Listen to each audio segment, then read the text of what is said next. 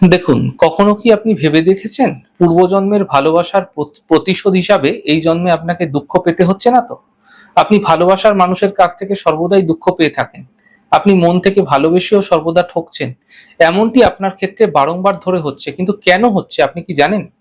দেখুন, আপনার জন্মকুষ্ঠিতে কেতু যদি তৃতীয় ভাবের সঙ্গে জোরালো সংযোগ স্থাপন করে থাকে এবং জলরাশি সম্পর্কিত হয়ে যদি আত্মকারক গ্রহের সঙ্গে অথবা উচ্চস্থ গ্রহের সঙ্গে বসে থাকে, তাহলে তা ভালোবাসার জীবনে, প্রেম জীবনে দুঃখ, কষ্ট, মানসিক যন্ত্রণা প্রবলভাবে দিয়ে থাকে। কিন্তু এক্ষেত্রে ষষ্ঠ এবং পঞ্চম ভাবের সঙ্গে শুক্রের অথবা চন্দ্রের কোনো সম্পর্ক অবশ্যই থাকতে হবে। যদি এই সংযোগ কোনো জন্মকুষ্ঠিতে পাওয়া যাচ্ছে, তাহলে জানতে হবে সেই জাতক জাতিকাদের ক্ষেত্রে পূর্বজন্মের ভালোবাসার প্রতিশোধ হিসাবে এই জন্মে আপনাকে দুঃখ পেতে হচ্ছে।